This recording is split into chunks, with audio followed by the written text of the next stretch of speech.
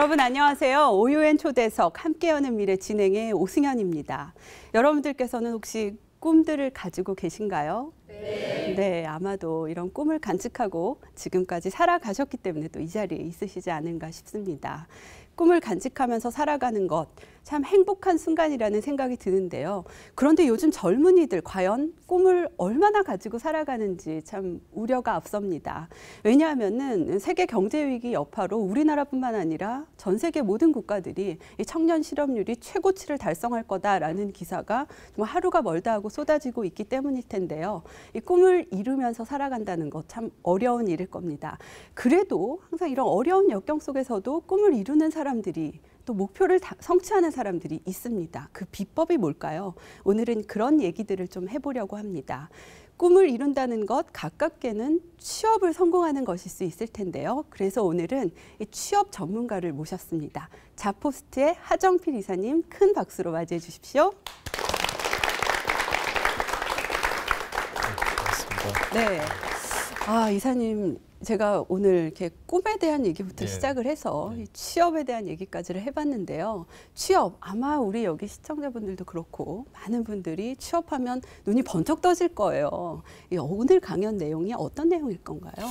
예, 맞습니다. 최근 들어서 특히 취업이 힘들어지고 또 모든 20대 대학생들뿐만 아니라 우리나라의 화두인 것 같아요. 맞습니다. 취업하기가 힘든데.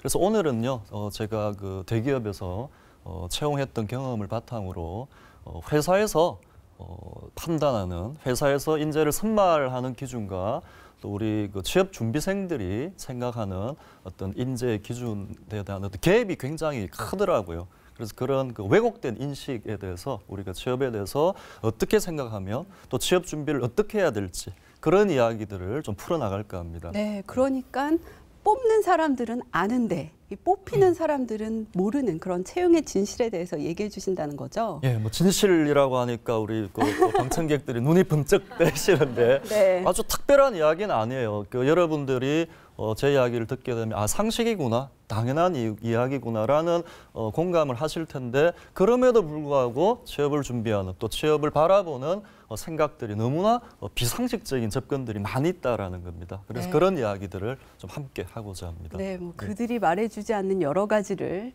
말씀해 주실 겁니다. 지금부터 강연 시작합니다.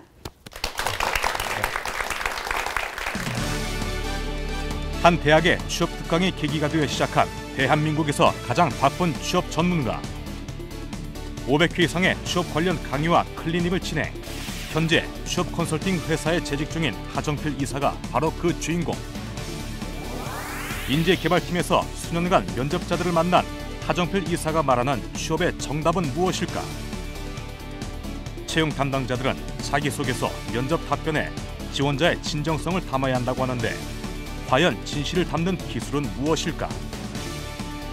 자기소개서 작성 요령, 이력서에 담아야 할 내용, 면접 때 보여줘야 할 태도 등 취업을 준비하는 이가 갖춰야 할 모든 테크닉을 담은 하정필 이사의 취업 강연.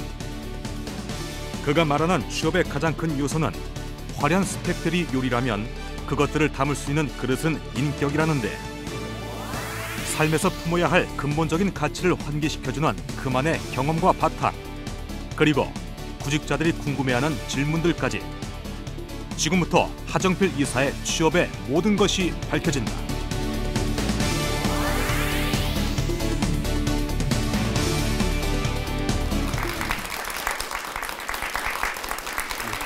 취업하기가 힘들어지고요. 최근 들어서. 그리고 취업이라는 게 정말 어떻게 보면 대한민국을 뜨겁게 달구고 있는 이슈가 되고 또 특히 우리 20대 또 청년 실업들 고통받고 괴로워하고 또 얼마 전에도 우리 또 목숨을 끊기도 하고 취업하기가 힘들어가지고 이런 일들이 많이 벌어지고 있습니다.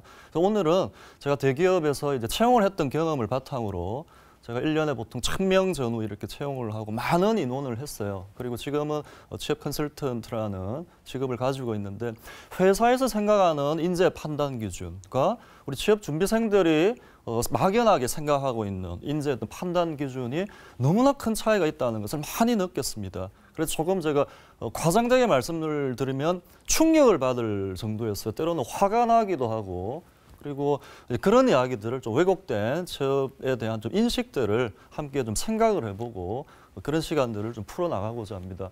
그래서 뭐 취업의 정답이 있느냐 없느냐 이런 이제 말씀을 많이 하시는데 제가 볼 때는 분명히 있어요. 취업의 정답은. 길이 있습니다. 그런 이야기 드리고요. 예를 들면 제가 왜곡된 인식이라는 말씀을 드렸는데 화면 보이십니까? 네. 예. 어떤 장면인 것 같아요? 면접인데 진짜 면접일 것 같아요? 가짜 면접일 것 같아요? 예. 그 제가 이제 이렇게 모 학교의 모의 면접 사진을 이제 그 뭐 언론사에서 이렇게 이제 보도 취업이 하기 힘드니까 모의 면접 장면인데 저는 이제 이 사진을 보고 좀 충격을 받았습니다. 면접 이렇게 보지 않거든요. 채용을 한 번이라도 해본 사람 이 사진을 보는 순간 누가 저 엉터리 모의 면접을 하고 있을까? 이런 이제 생각을 합니다. 예를 들면은 의자가 다닥다닥 붙어져 있어요. 기본적으로 우리 뭐 30cm, 40cm 뚝뚝뚝 떨어지게 하는 한 번이라도 실제로 채용을 했다면 의자 배치부터가 이런 일들이 많은 취업 준비생들이 또는 학교가 또는 취업을 이야기하는 사람들이 취업의 방법을 이야기하는데 해보질 않으셨으니까 어떻게 할까 막연하게 추측을 하게 되고 좀 왜곡된 부분들이 물론 또 훌륭하신 분들도 많이 있겠지만 우리가 좀 선별해가지고 제대로 된 정보, 제대로 된 접근이 필요하다는 생각을 많이 하게 됐어요.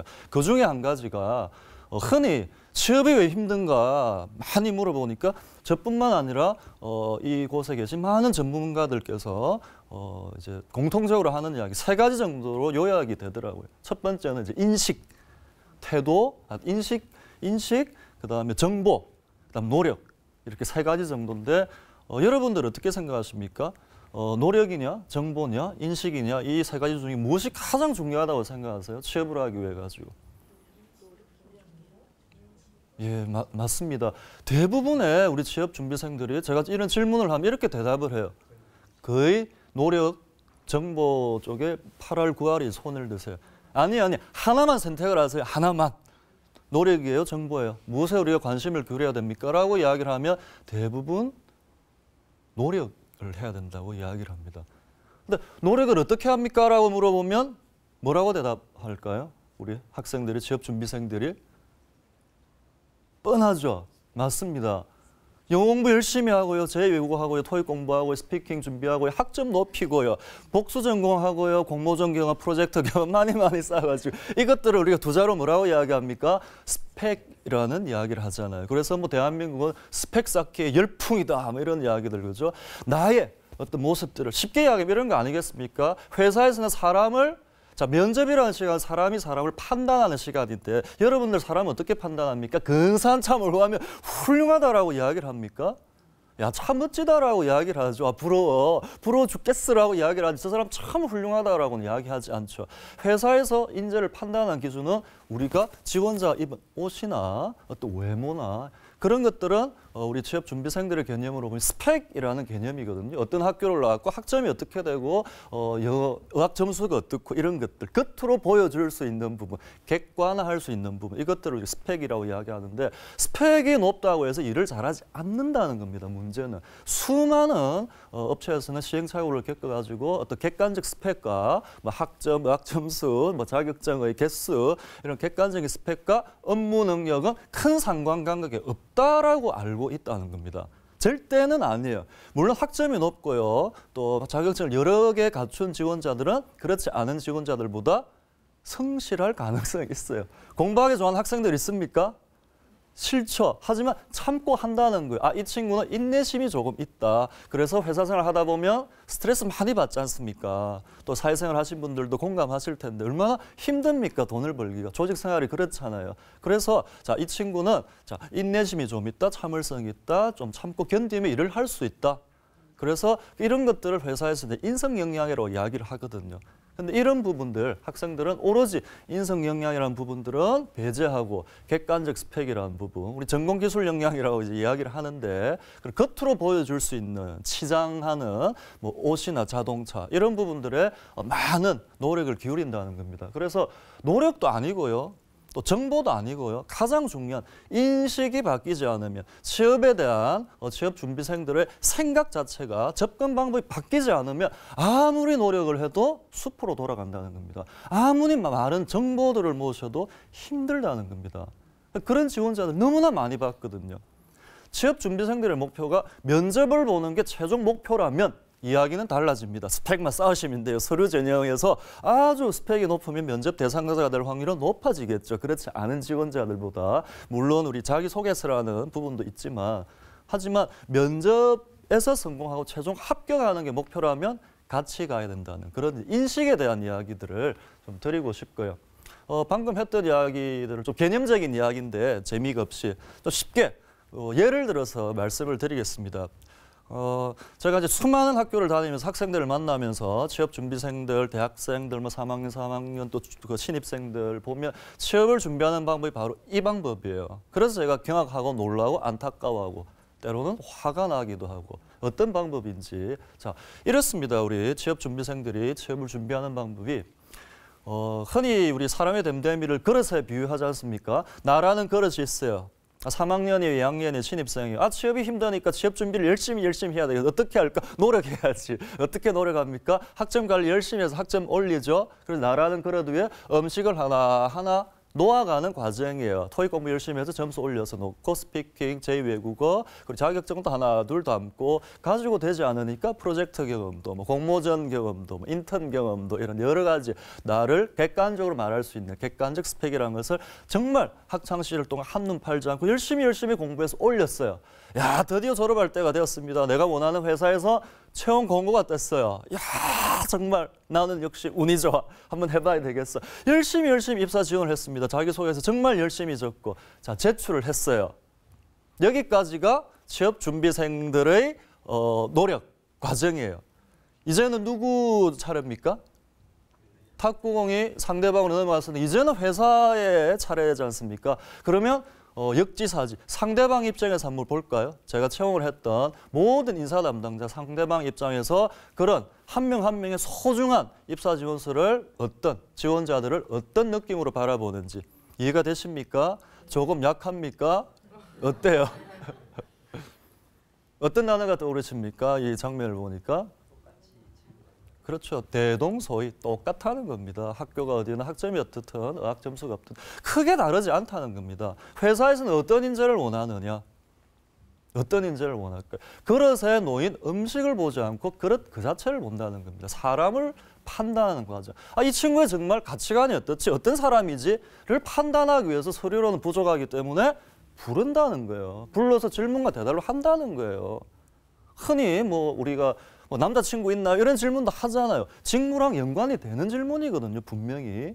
예를 들어서 특히 우리 그 여자 지원자 같은 경우에는 결혼이나 육아 문제로 중도에 이제 그만두는 경우가 있기 때문에 이제 그런 부분 이 친구가 대답 속에서 조금이라도 나중에 그만두겠다 3년 4년 뒤에 회사로서는 큰 손실이기 때문에 배제를 한다거나 또 여자친구 있습니까? 없는데요. 왜 없다고 생각하십니까? 이 친구의 대답이 좀 자기 비하적이다. 누가 저 같은 사람을 사귀겠어요? 이런 느낌으로 나온다면 이 친구는 세상을 부정적으로 본다. 자기소개에서는 저는 긍정적인 마인드를 자기소개할 때 저는 긍정적인 마인드를 했는데 대답을 보니까 이 친구는 부정적인 속성이다. 직장생활도 그렇게 하겠다. 비판적이다. 그게 진실이거든요. 그런 시간들을 판단하는 과정이 바로 면접의 시간이라는 겁니다. 그래서 회사에서는 그릇 위에 놓인 취업준비생들이 열심히 준비한 그런 객관적 스펙보다는 더 중요하게 생각하는 정말 이 지원자 어떤 지원자인가 어떤 사람인가 사람 그 자체를 본다는 겁니다. 그래서 깨진 그릇인지 반듯한 그릇인지 이걸 우리가 인성이라고 이야기를 하지 않습니까? 그래서 모든 면접은 인성 면접이라고 보시면 된다는 거예요.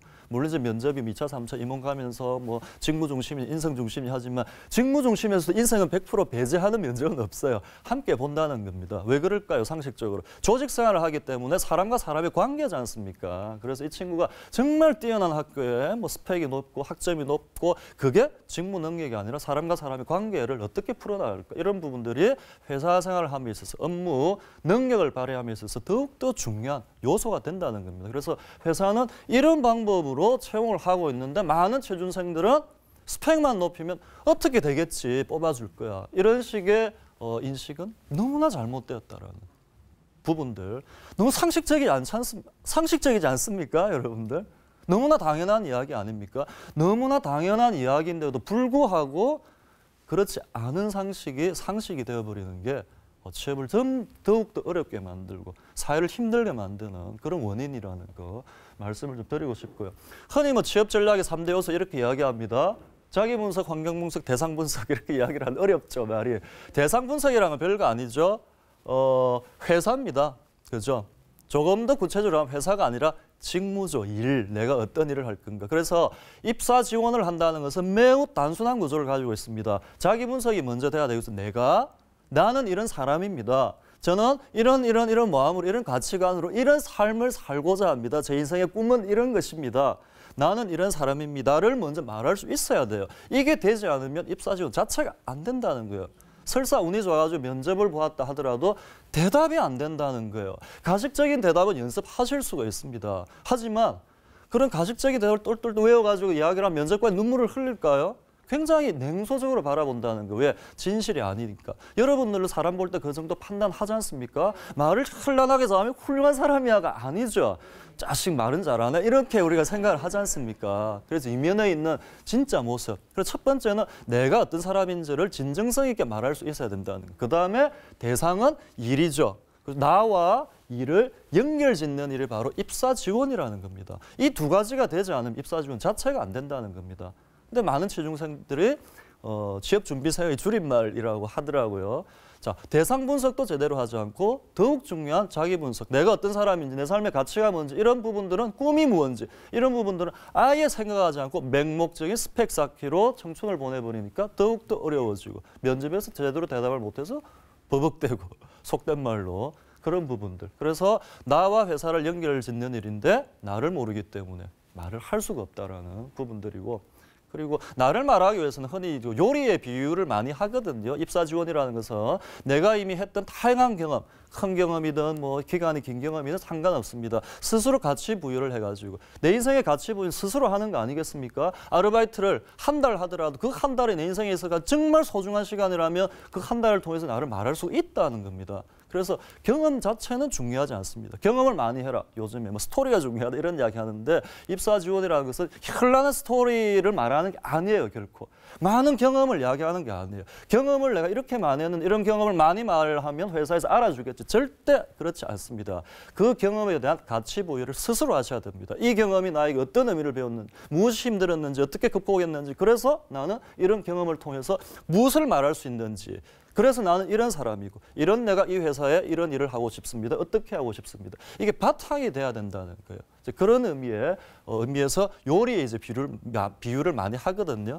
그래서 경험이라는 것은 요리의 재료라는 거. 그래서 많은 취준생들은 이미 그런 재료를 가지고 있고 입사 지원이라는 것은 나와 회사를 연결짓는 일, 거미줄처럼. 그래서 연결짓는 일을 하시면 된다. 첫 번째는 나에 대해서 알아야 된다라는 이야기고요. 영양 부분은 제가 뭐 간단히만 말씀드리겠습니다. 시간이 없기 때문에. 회사에서는요, 일을 잘하는 사람을 뽑습니다. 회사에서 채용하는 이유는 한 가지밖에 없습니다. 일을 시키기 위해서. 어떤 지원자들 그럽니다. 회사에 도움이 되니까, 돈을 벌 수 있으니까, 뭐 이윤 창출을 위해서 이런 이야기를 하는데 답이 아니고요. 회사에서 사람을 채용하는 이유는 한 가지밖에 없습니다. 일 시키려고. 일만 시키면 안 되니까 반대급부로 돈을 주는 거예요. 그죠? 노동과 임금을 이제 교환하는 행위지 않습니까? 그래서 일을 시키려고. 지원자들이 입사 지원 시에 말을 해야 될 한 가지 말은 나는 일을 잘할 수 있습니다. 열심히 하겠습니다. 아니에요. 인재가 되겠습니다. 아니에요. 회사에서 필요한 사람이 되겠습니다. 아니거든요. 잘할 수 있습니다라는 이야기. 일을 잘할 수 있다라는 말은 우리가 직무 역량이라고 이야기를 하지 않습니까? 직무 역량은 두 가지가 있다는 거. 위에 보시듯이 전공기술 역량, 앞서 말씀드린 객관적 스펙이라는 부분, 학적, 의학, 자격증 이런 등등등등 지금 그 청년들이 정말 그 스트레스 받으시면서 거의 목숨을 바치듯이 이렇게 노력하고 있는 객관적 스펙. 더 중요한 게 있다고 말씀드렸죠. 인성 역량. 사회생활, 조직생활을 하기 위해서 필요한 것들이 있죠. 여러 가지 이것 외에도 많이 있을 겁니다. 회사에서는 둘 다를 본다는 거예요. 둘 다. 그런데 둘 다 갖춘 인재는 흔치 않으니까 둘 중에 하나 포기해야 된다면 때로는 인성 역량이 더욱더 중요할 수 있다라는 거예요. 둘 다 갖추면 좋겠지만 그런데 우리 취업준비생들은 인성 역량 아예 배제시켜버리고 오로지 스펙 쌓기에만 몰두하기 때문에 힘들어진다라는 거예요. 그래서 회사에서 원하는 인재랑 우리 취업준비생들이 생각하는 인재 판단 기준과는 많은 이제 방법들이 있고 그래서 왜 이런 일이 생겼을까라고 생각을 해보니까 원흉이 스펙 쌓기예요. 스펙 쌓기 열풍. 잘 몰라요. 학교 관계자들이나 뭐 교수님들 잘 모릅니다. 부모님들도 잘 모르시고. 그래서 야 취업하기 힘들는데 어떻게 해야 돼? 학점 관리 열심히 해. 부전공해. 뭐 복수 전공해. 어학 점수 올려, 제외국어 해, 열심히 자격증도 따. 특히 자격증을 남발한 학원들이 많이 있어요.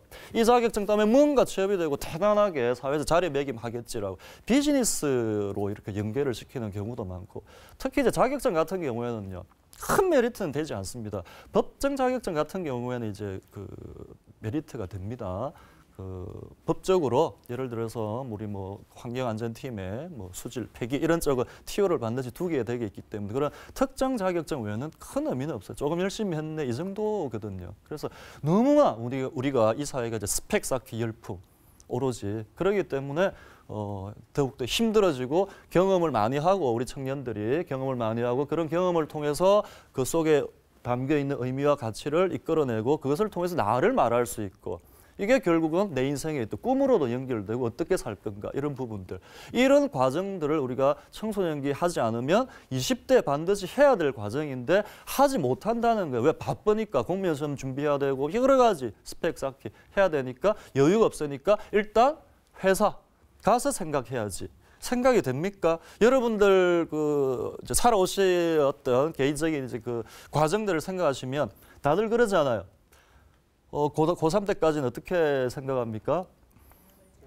대학 가서 생각해야지, 그죠? 일단 대학을 가야 되겠어. 대학 가서 생각해야지. 생각할 여유가 없죠.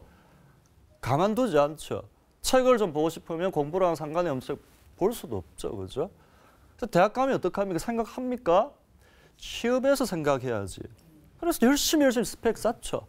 운이 좋아서 갔습니다. 내가 원하는 회사 갔어요. 그 다음에는 어떻게 더 바빠지지 않습니까? 어떻게 살까 몰라요. 일단 결혼해야지. 그렇죠? 애가 또 생기면 아이 다 키우고 나서 한번 생각해 봐야지. 나중에 백발이 성성해서 저 세상으로 갈 때 이런 경우가 있죠. 아, 이거 나는 이렇게 죽을 수는 없어. 억울해. 그죠? 뭔가 잘못된 건 어쩔 수 없이 바쁘게만 사는 경쟁이 심화되고 그죠? 끊임없이 경쟁해서 우리가 그 속에서 경쟁해서 이겨내야 되고 취업한다고 우리가 삼성에 들어간다고 해서 끝납니까? 더 치열한 경쟁이 또 도사리고 있고 특히 IMF 이후로는 성과에 따른 보상 있지 않습니까? 그죠? 그 능력에 따라서 인센티브 주고 인센티브라는 게 임금 총액이 늘어나는 게 아니잖아요. 조금 모자라는 근로자 돈을 이렇게 살짝 뺏어서 잘하는 친구에게 주는 경쟁을 해야 된다는 이런 구조. 피라미드의 꼭지점 안에 들어야 되는 끊임없이 그런 어떤 사회적 구조 몰아가는 경쟁을 몰아가고 스펙 쌓기 강요한 이런 사회 속에서 청년들은 갈피를 잃고 어떻게 해야 될지도 모르겠고 그러다 보니까 결과적으로 가장 현실적인 문제가 자기소개서를 적을 수가 없어요. 입사 지원의 가장 첫 번째 단계가 이력서 부분은 객관적인 내용이기 때문에 그대로 요구하는 대 적으시면 돼요. 뭐 학교 어디 나왔고 학점이 어떻고 자기소개서 나를 이야기하는 거잖아요. 무슨 이야기를 해야 될지 모른다는 거예요. 그래서 제가 한 또 컨설팅을 하지 않습니까? 놀라지 않습니까? 뭘 어떻게 이야기해야 될지 모른대요. 어떻게 살고 싶지 잘 모르겠대요. 생각해 본 적이 없기 때문에 바쁘니까. 그러니까 자기소개를 어떻게 적습니까? 뺏기죠. 뭐 인터넷 떠다니는 그런 샘플들이나 아주 좀 더 저도 그런 이야기를 들었는데 뭐 어떤 회사에서는 합격이든 불합격이든 가리지 않고 자기소개서 샘플을 돈을 받고 판대요.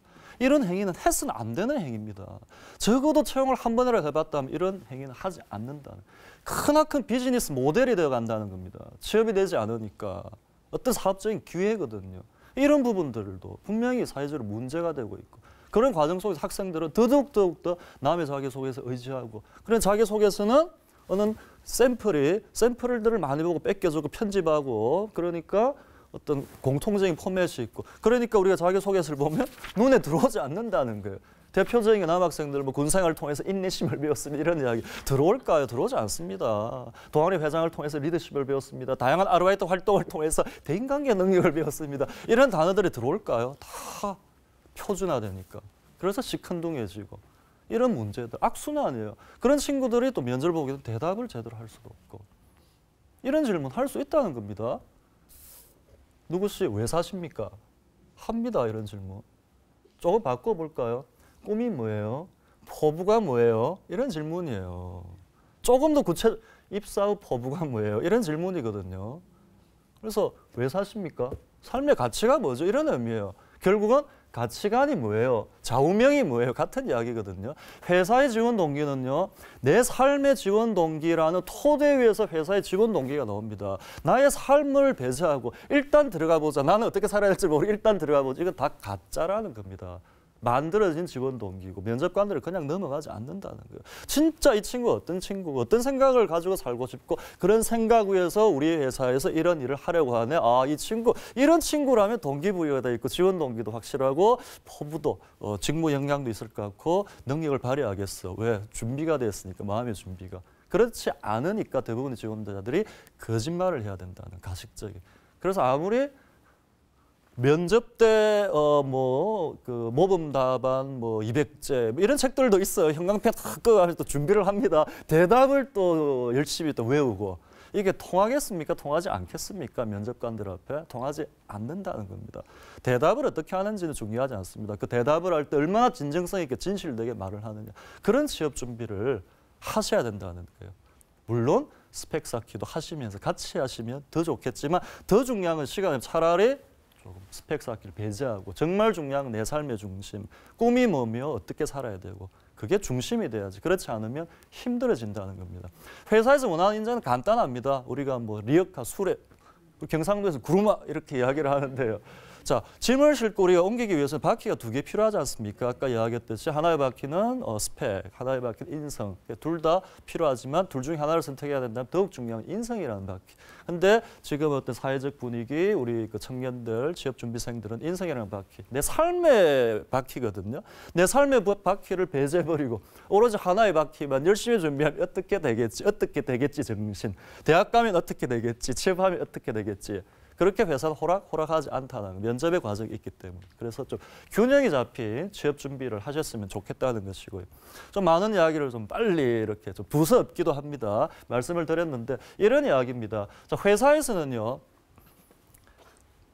이런 프로세스를 거치지 않습니까? 서류 전형을 하고 면접을 보고 뭐 또 신체 검사를 여러 가지 채용의 프로세스들이 있는데 자, 이런 이야기보다 더 중요한 게 이제 알아야 되겠죠. 트렌드가 어떻고 이 회사가 어떤 인재를 원하고 직무가 어떻고 이런 이야기. 더 중요한 건 뭐예요? 결국은 우리가 면접을 통해서 이 친구의 바람직한 가치관, 어떤 지원자인가를 보는 게 면접의 과정이잖아요. 이게 더욱더 중요하겠죠. 가치관은 인성이 바탕이 돼야 되겠죠. 인성은 어떤 부분입니까? 이런 것이죠. 나는 어떤 사람일까?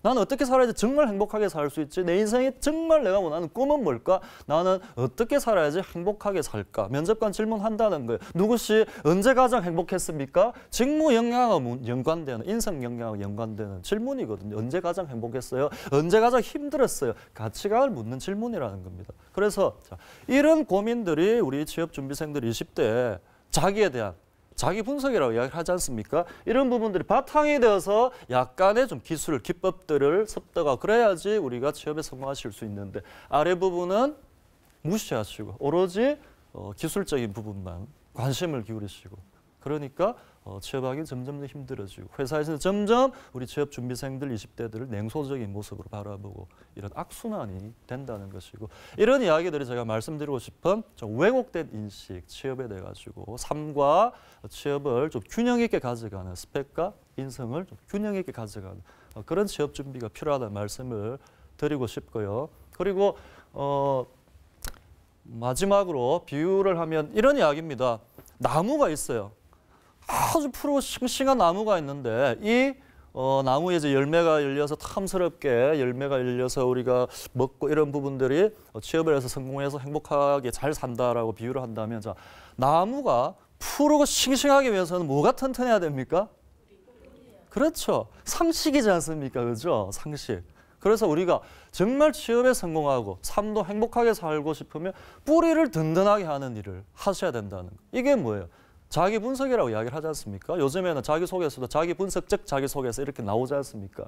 나 정말 내 삶의 꿈이 뭐지? 가치가 뭐지? 어떻게 살아 행복하지? 이런 이야기, 그런 고민들 쉽지 않은 과정이지만 이런 고민들을 많이 하셔야지 그런 결과물로서 정말 나를 말할 수 있는 그래서 스펙이 좀 부족하더라도 정말 그것을 내가 보완할 수 있는 직무 역량, 인성 역량을 말할 수 있는 이런 진정성을 가진 매력적인 지원자가 될 수 있다라는 말씀을 드리고 싶습니다. 네, 감사합니다.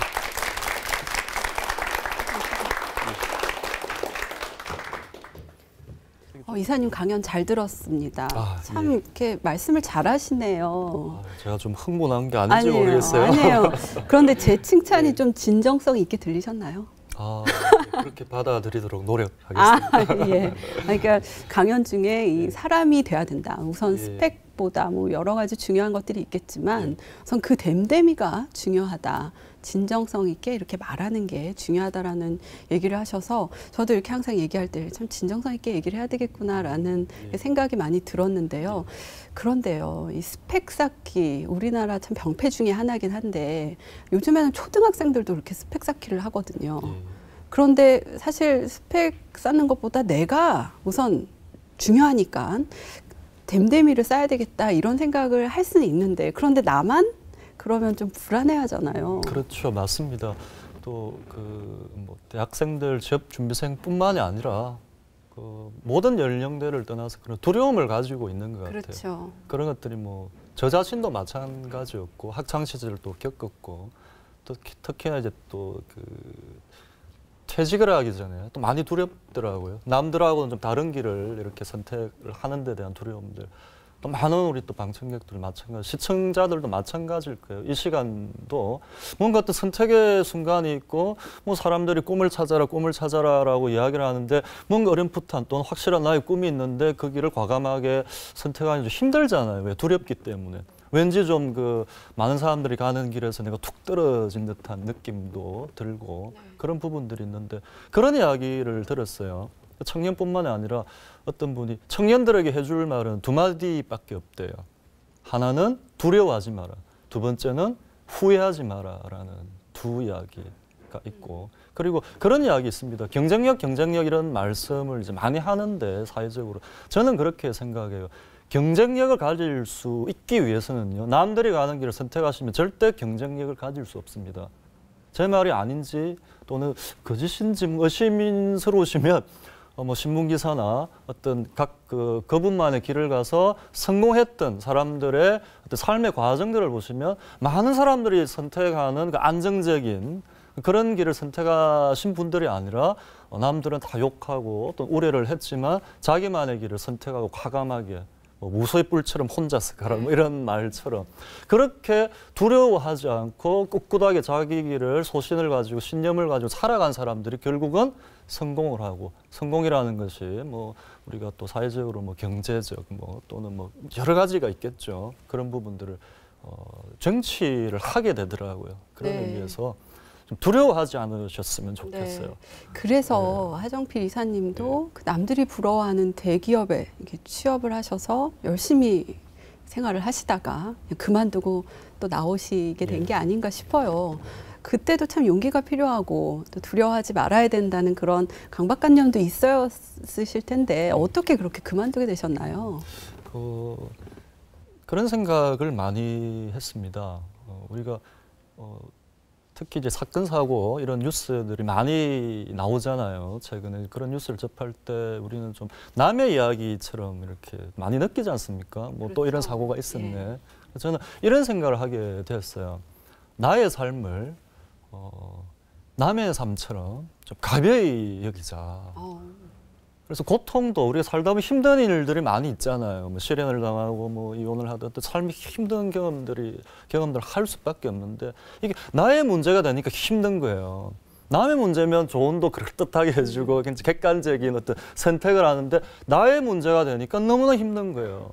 그래서 때로는 우리가 삶을 대할 때 나에게 처한 경험들, 고통, 방황 이런 것들을 소설 속의 주인공을 대하듯이 남의 어떤 문제로 여기듯이 좀 가벼이 여기시면 쉽게 선택을 하실 수 있을 것 같고 그래서 생각을 많이 하시는 것보다는 좀 많이 행동에 옮기고 결정을 하고 그런 과정들이 쌓여야지 결국은 인생을 또 행복하게 살 수 있는 길이라고 생각을 그런 의미로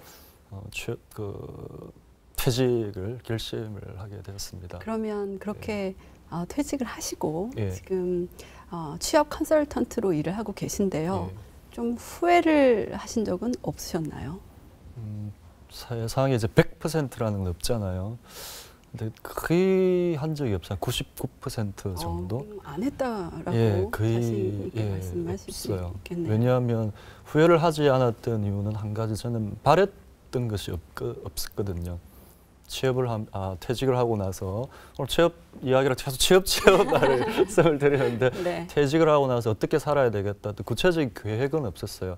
제 인생을 백지로 돌려버렸어요. 33살이었는데 처음부터 시작해야 되겠다. 모든 것을 필요하면 대학도 다시 갈 수도 있고 원점에서 시작을 해야 되겠다는 생각을 했기 때문에 그때 이제 시시각각 다가오는 이런 경험들, 삶들이 새롭게 또 느껴지고 뭐 흔히 이야기하는 제 인생이라고 이야기를 합니까? 네. 그렇기 때문에 후회는 한 적이 없고요. 지금까지 앞으로도 하지 않을 것 같아요. 네, 예. 특히나 취업 컨설턴트라는 직업은 예. 뭐 지금은 많이 알려져 있긴 하지만 예. 그 당시만 하더라도 굉장히 좀 낯선 직종 중에 하나였나 싶어요. 예. 어떻습니까? 맞습니다. 저도 이런 일이 저희 직업이 되리라고는 생각을 못했어요. 한 번도. 채용에 이제 너무 스트레스도 많이 받고 경무에 좀 시달렸기 때문에 채용의 채자도 이제 보기 싫은 그런 상황이었는데 학교에서 조금씩 이렇게 또 강의 섭외가 들어오고 하게 되고 그러다 보니까 취업 컨설턴트라는 직업이 한 4년 정도, 4, 5년 정도 제가 듣기로는 뭐 그렇게 이제 불어더라고요. 어느 날 갑자기 그렇게 돼버리고 진로라는 부분도 이런 개념인 것 같아요. 이미 있는 게 아니라 여러분들이 원하시는 일들, 꿈을 찾으시면서 그 길을 가시다 보면 그게 또 새로운 직업이 되고 새로운 직업이라는 것은 뭐 노동부에서 올해 새로운 직업이 150개 생겼습니다. 발표를 해서 새로운 직업이 되는 게 아니라 없지만 여러분이 원하는 꿈들을 찾아가다 보면 그게 새로운 직업이 되는 거거든요. 그렇게 좀 접근을 하시면 좋을 것 같고 저도 이제 그런 사람들 중에 한 명인 것 같고요. 네. 취업 컨설턴트 일을 하시면서 가장 난처했던 질문들이 있다면 어떤 게 있을까요? 제 소원이 이제 우스갯소리인데요. 한국 학생들이 질문을 잘 하지 않아요. 워낙 그렇죠. 그 예의 발라서 그런지 모르겠어요. 공부만 하느라 뭐 질문할 시간이 없어서 그런지 몰라도 제 소원이 저는 강의를 시작할 때 항상 좀 질문을 많이 해달라고 이렇게 이야기를 하고 제 소원은 여러분들이 질문을 받고 제가 당황스러워해서 꼬리를 감추고 다시는 이 대학에 내가 못 오겠다라고 이렇게 쪽팔려가지고 그게 이제 나의 소원이다. 제발 나를 당황스럽게 해야지 그게 너희들에게 도움이 되고 나도 배우고 그렇게 요구를 하는데 아직 없었어요. 그렇게 이렇게 깨는 질문을 하는 예. 학생들이 별로 없나 아직까지는 보죠. 다 좀 나름대로 대답을 했어요. 소원이에요. 오늘은 제가 좀 기대를 하게 됩니다. 방청객들도 계시고 네. 눈빛이 초롱초롱하셔가지고 긴장이 됩니다. 굉장히.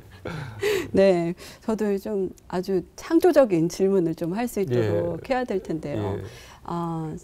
이사님께서는 지금까지 그래도 대기업도 다니시고 또 지금 자포스트라는 곳에 이사는 계시고 취업 컨설턴트로서 굉장히 바쁜 일을 하고 계신데요. 그래도 뭐 말씀은 후회하지 않는 삶을 살아라. 두려워하지 말아야 된다. 굉장히 말씀 잘하신단 말이죠. 말뿐이란. 그런데 이렇게 사시면서 분명히 힘들었던 시기가 있으셨을 것 같아요. 어떤 시기가 가장 힘드셨나요? 가장 힘들었던 시기. 참 큰 질문이네요. 오늘이 그날이 될 것 같다는 느낌이 드네요. 면접관님이 된 듯한 느낌, 제가 그 지원자가 된 듯한 느낌인데. 그게 항상 참 궁금한. 뭐 방송이지만 솔직하게 말씀을 드리면은 제로 인해서 어떤 다른 사람이 고통을 받게 되거나 이제 그런 경우는 참 힘이 들더라고요. 흔히 이제 사랑도 뭐 상처를 받는 게 좋지 주는 게 더 힘들다. 좀 나이가 들수록 그렇게 이야기하지 않습니까? 살다 보면 본의 아니게 또 이렇게 뭐 저로 인해서 상처를 주기도 하고 그런 부분들을 또 지켜보고 우리는 다 연결이 되어 있잖아요. 독립적인 존재가 아니라 거미줄처럼 이렇게 유기적인 관계지 않습니까? 사회라는 게. 그런 부분들이 좀 그 원인이 이제 본인은 아니든 제가 되었다는 그런 부부분들이 좀 많이. 구체적으로 말씀 안 해주시려고 그러는데 사랑 얘기인 것 같아요. 뭐 그럴 수도 있고요. 상상에 맡기겠습니다. 뭐 그 시기가 언제가 됐든 극복을 하셨겠죠. 어떻게 극복을 하셨나요? 뭐 참. 또 당황했어요. 오늘이 그날이에요. 일단 뭐 세월이 약이다 이런 이야기를 많이 하는데 이제 관계에 대한 생각을 많이 했어요. 관계라는 게 뭐 인디언 말에 보면 그런 이야기 있잖아요. 뭐 미타쿠의 오야신이라는 말이 있는데 모든 것은 연결이 돼 있다라는, 만나든 만나지 않든 또 내가 잘 모르는 사람이든, 그래서 그런 세계관을 이제 가지게 되었어요. 그게 뭐 뭐 전일론적 세계관, 뭐 철학적으로는 그렇게 이야기하기도 하고 만물은 연결돼 있다라는. 그러다 보니까 뭐 자연스럽게 좀 생태학적인 뭐 생태 철학 이런 쪽에도 이제 관심을 좀 가지게 되고, 그러다 보니 좀 환경 문제 이런 부분도 좀 관심이 자연스럽게, 그런 또 관계의 또 균형이 깨어져서 우리가 안고 있는 여러 가지 또 뭐 환경 문제랄까 구조적인 문제가 있기 때문에 그런 좀 세계관을 많이 넓혔던 것 같고요. 네. 그런 계기로 인해 가지고. 그래서 우리 취업 준비생들에게도 드리고 싶은 말이, 경험 자체는 중요하지 않고, 중요한 것은 그런 경험은 결국 나를 갈고 닦고 성숙하게 만드는 정말 고마운 어떤 그 계기라고 생각하시는 그런 마음을 네. 좀 가졌으면 좋겠고, 그런 경험을 또 하니까 부족하지만 한 단계 좀 업그레이드된 듯한 느낌이 네, 듭니다. 관계 얘기를 해주셨는데 이제 입사를 했을 때 정말 이 사람이 회사 안에서 그 조직 간의 관계가 어떨지 그런 것들을 또 보기 때문에 사실은 인간이 돼야 된다라는 얘기와 이게 연관이 되는 것 맞습니다. 같은데요. 사실 인성이 중요하다. 그거는 어쩌면 굉장히 많은 분들이 아실 수 있어요. 그렇죠. 그런데 사실 1차 서류 전형도 중요하지 않습니까? 서류 전형에서 미끄러져 버리면 기회도 없는 거잖아요. 맞습니다. 그렇게 생각하면 저 같은 경우도 대학교 다닐 때 굉장히 많은 스펙을 쌓으려고 노력을 했던 것 같아요. 스펙 쌓는 것도 중요하죠. 제가 그냥 하고 끝내버리면 저의 이야기들이 모두 물거품이 되어버리기 때문에 일단은 인정을 하고요. 그렇죠. 인정을 하고, 그럼에도 불구하고 우리가 스펙보다는 삶이나 어떤 가치관의 무게 중심을 둬야 되는 이유들이 몇 가지가 있어요. 첫 번째 이제 입사 지원 단계가 자기소개서라는 부분들인데, 특히 이제 대기업 같은 경우에는 잘 보지 않지 않습니까? 여러분 아시는 대로 좀 이력서 위주의 객관적인 정보 중심으로 하기 때문에, 그럼에도 불구하고 나의 자기소개서를 잘 보지 않더라도 자기소개서를 제대로 써야 되는 이유, 제대로 쓰기 위해서는 내가 어떤 사람인지를 알아야 되는데, 가장 확실한 면접 대비가 되거든요.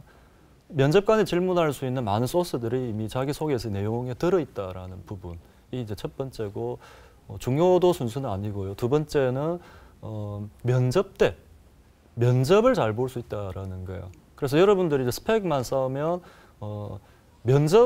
면접까지는 가실 수가 있어요. 하지만 면접이라는 과정은 그런 어떤 객관적 스펙만으로만 판단하는 시간이 아니기 때문에 결국은 내가 어떤 사람인가를 보여줘야 되기 때문에 최소한 균형 있게 가든 아니면 나의 삶과 가치관 이런 부분들에 좀 무게중심을 둬야 되는 그런 이유들이죠. 네, 요즘 면접장 분위기가 굉장히 많이 바뀌었다고 하더라고요. 예. 어떻게 바뀌었습니까? 그러니까 가장 많이 나오는 질문들이 어떤 질문인지도 궁금해지네요.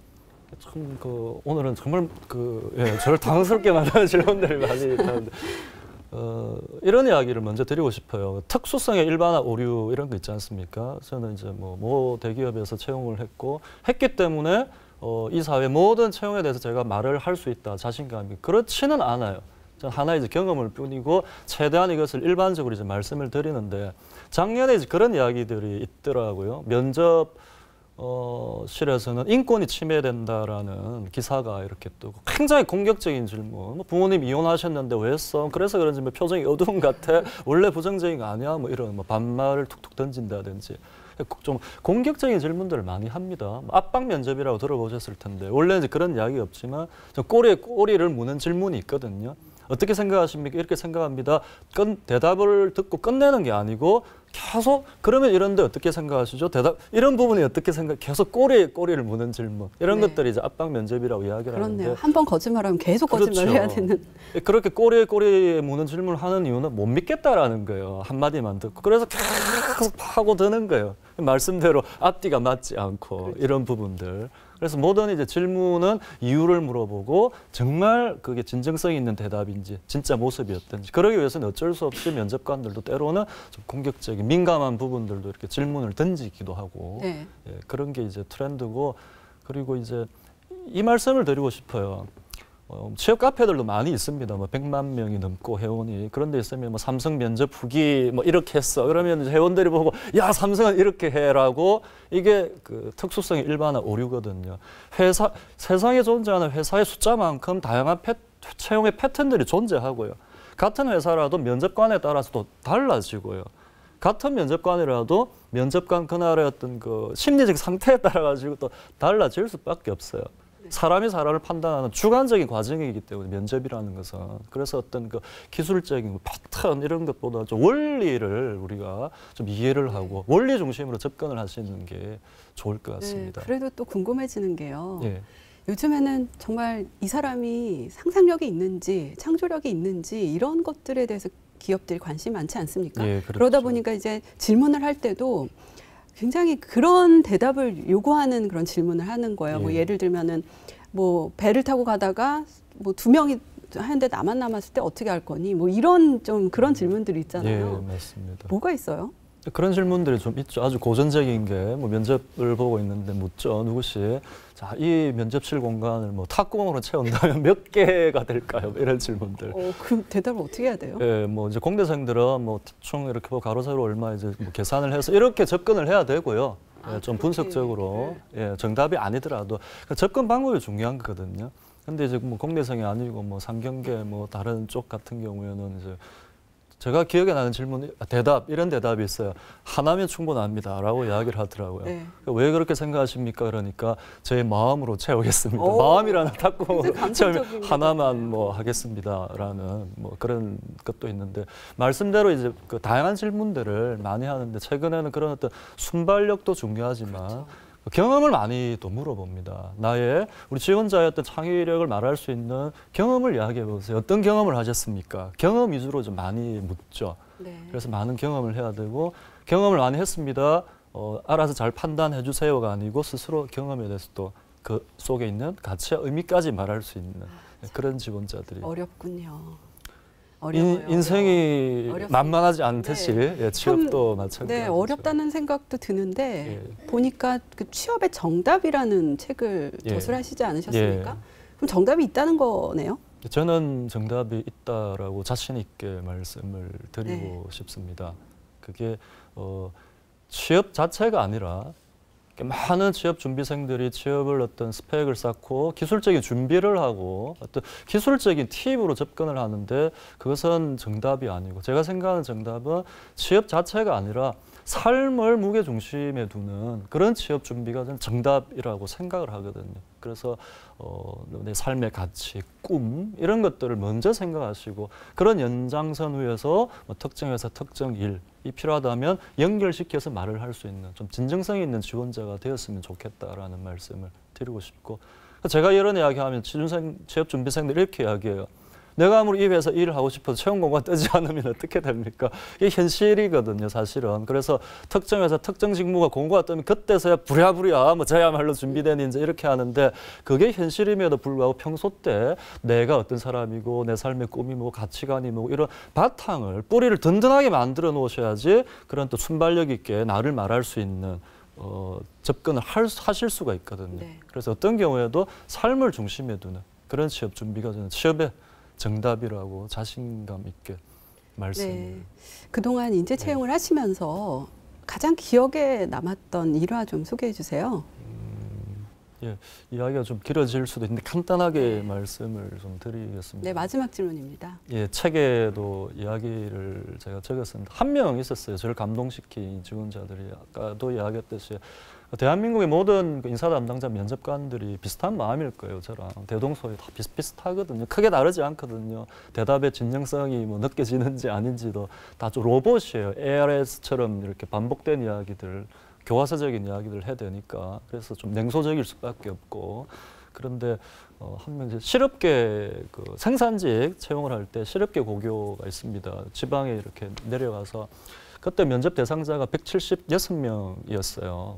삼성하고 LG하고 막 엎치락 뒤치락 하면서 먼저 우리가 뽑기 위해서 막 선점해서 뭐 예를 들어서 뭐 삼성이 먼저 거쳐갔다 이제 남은 친구들 우리가 뽑으면 자존심도 상하고 좀 기분이 좋지 않고 빨리 이제 먼저 가려고 하거든요. 4월 초로 저 기획을 하는데 9명의 면접관이 내려갔어요. 내려가서 세계조로 나눠가지고 한 조당 3명씩 면접을 보는데 하루 종일 이제 봤습니다. 아침부터 한 7시 정도 돼서 면접이 끝났어요. 끝나고 사정이라는 걸 합니다. 그러니까 복수로 면접관을 두는 이유는 제가 말씀드렸듯이 주관적인 판단인데 혼자서 판단하면 너무 주관에 치우치니까 3명의 또 공통된 합격에 대해서 합격이거든요. 대부분. 물론 그렇지 않은 회사가 있을 수도 있습니다. 대부분 합해야지. 그래서 합인데 한 명이 불합격이에요. 내가 너무 이 지원자를 잘 봤어요. 아, 왜 이렇게 불합격 주셨죠? 이 친구 참 좋은데 뭐 데리고 갑시다. 그러면 알았어 해서 수정해서 사인하고 연구 보관이거든요. 면접 사정표는 이제 그렇게 진행이 돼요. 그래서 사정의 시간입니다. 열심히 사정하고 이제 선생님들하고 밥도 먹으러 가고 지친 상태였는데 똑똑 노크 소리가 들렸어요. 문이 스르륵 열리더니 웬 여학생이 이렇게 앉아 서 있는 거예요. 문 앞에. 왜 그러시죠? 면접 끝났는데 그러니까 뭐 어느 학교 뭐 누구입니다라고 이야기를 하고 3분만 시간을 달래요. 자기에게 꼭 할 이야기가 있다고. 뭐 나가 이럴 수는 없으니까 회사 이미지가 있잖아요. 회사의 얼굴인데 예 말씀해 보세요. 이 친구가 이야기를 하는데 이런 이야기를 합니다. 자기는 어떤 일이 있어도 우리 회사에 와야 된대요. 와서 일을 해야 된대요. 왜냐하면 돈을 벌어야 된대요. 자기는 어렸을 때도 항상 독립적으로 뭐 소녀 가정이었고 뭐 동생들 이렇게 다 돌보면서 초등학교 때부터 아르바이트하고 고등학교 때도 계속 자기가 뭐 학식당, 뭐 고깃집 이런 데 서빙도 하고 힘겹게 이제 살아왔고 공부와 일을 이제 병행을 한다고 했는데 또 몸도 힘들고 그래서 이제 성적이 조금 모자랐대요. 학교에서 이렇게 기준이 있지 않습니까? 성적 순대로 이렇게 면접 대상자를 가렸는데 조금 모자라서 자기는 반드시 와야 되는데 어젯밤에 이런 어떤 그 면접을 볼 수 없다라는 사실을 가지고 밤새 이제 고민을 했대요. 어떡할까 하다가 내가 오늘 용기를 내서 면접실에 문을 두드리고 이 이야기를 나라는 사람이 있습니다라는 말을 하지 않으면 평생 살면서 후회를 할 것 같다라는. 그래서 이렇게 무례를 무릅쓰고 이렇게 찾아뵙게 되었다. 그리고 제 말씀 들어주셔서 감사합니다. 예의를 갖춰서 이야기를 하고 다 하셨습니까? 다 했대요. 이제 나갔어요. 인사도 참 이렇게 하시고. 저는 이미 좀 감동이 밀려가서 왜냐하면 진정성을 보았기 때문에 이런 친구를 채용을 해서 우리가 부서 배치를 하면 너무나 열심히 할 친구예요. 지원 동기가 너무나 확실한 거예요. 삶의 지원 동기, 회사 지원 동기. 뭘 시켜도 잘할 친구예요. 소신도 있고 예의도 갖췄고. 저는 이미 좀 감동이 된 상태에서 옆에 분에게 어떻게 생각하십니까? 물어보니까 좋대요. 끝에 계신 분에 물어봤어요. LG는 이제 그 계장이라고 이야기합니다. 그 생산지로 들어와서 최고의 직급을 계장님 어떻게 생각하세요라고 이야기를 해도 흥분을 하세요. 이분이 우리가 원하는 인재가 바로 저런 친구야 하면서 저 친구 꼭 데려가야 돼. 우리 부서 배치 시켜달라. 내가 책임지고 키우겠다라고 감동을 먹은 거예요. 저도 이제 이미 가슴이 찡했는데 그렇죠 계장님 이야기를 하고 우리는 의견 일치를 봤어요. 두말할 필요가 없어요. 그래서 데리고 가기로. 저녁에 그 이야기를 했어요. 선생님들하고 저녁 식사를 하면서 누구 아냐고 안 돼요. 학교에서 유명하고. 그 친구 참 괜찮다. 맞다. 괜찮은 친구다. 이런 일이 있었습니다. 데리고 가야 되겠습니다. 안 된대요. 학교에서는. 객관적인 기준으로 모든 조직을 운영하잖아요. 학교도 그렇고. 근데 뭐 금방지게 면접실 문을 두드리고 들어갔는데 뭐 그래서 데려가면 앞으로 학교를 제대로 운영할 수도 없고 객관성, 형평성이 어긋나기 때문에 그래서 절대 있을 수 없는 일이다. 안타깝지만 안 된다. 그다음에 술잔을 기울이면서 우리 애원을 했습니다. 선생님 제발 뭐 이렇게 생각을 해보겠대요. 그리고 3일이 이제 지나고 연락이 왔어요. 전화가 와서 내부적으로 정리했으니까 데리고 가도 좋다라고. 그래서 몇 달 뒤에 이제 선채용을 하니까 몇 달 뒤에 부서 배치를 시키고 그 계장님 밑으로 부서 배치를 시켰고 그 이야기가 이제 저를 가장 감동시킨 직원자고 책에 이제 에피소드로 제가 적고 나서 궁금해지더라고요. 과연 이 친구가 아직 다닐까? 그래서 제 후배에게 이제 연락을 하니까 또 연락처를 알려주더라고요. 그러면 안 되지만 원래 뭐 선배님이 아시면서 뭐 전화를 해보니까 알아요. 저를 알고 지금까지 10년이 지났는데도 기억하고 이거 꼭 밥 한 끼 대접하고 싶었는데 자기도 이제 그렇게 찾고 있다고 네, 그렇게 그러니까 지금도 굉장히 열심히 예. 일을 하고 있는 건데요. 사람의 마음은 다 이렇게 진실로 통하는 것 같습니다. 한 가지만 덧붙이면 1년 뒤에 이 친구가 그 모범사원 표창을 받더라고요. 1년 뒤에 부서 배치. 그때 참 보람을 느꼈습니다. 아, 예. 그렇군요. 정말 이 취업의 과정에 우리 인생이 다 녹아있지 않나라는 생각이 들었고요. 오늘 이렇게 인터뷰와 또 강연까지 소중한 시간 내주셔서 고맙습니다. 예, 감사합니다. 예. 네, 오늘 이렇게 좋은 시간 가졌습니다. 취업에 대한 얘기를 이렇게 허심탄회하게 해봤는데요. 글쎄요, 취업을 한다는 것 지금 상당히 어려운 일이 아닐까 싶습니다. 경험이 많다는 것은 중요하지만 이 경험을 통해서 내가 얼마나 많이 배웠고 또 이 배운 것에 대해서 얼마나 진정성 있게 말을 하는가 이런 게 중요하다는 생각이 들었고요. 또 삶의 중심은 나다. 취업에 정말 이렇게 끌려다니는 것이 아니라 이 세상을 또 내가 간직한 모든 세상을 지배하면서 살아가는 게 중요하지 않을까라는 귀중한 시간을 가졌습니다. 네, 다음 시간에도 취업의 구체적인 전략에 대해서 이야기 나눠볼 텐데요. 기대해 주십시오. 시청해 주신 여러분 고맙습니다. 안녕히 계세요.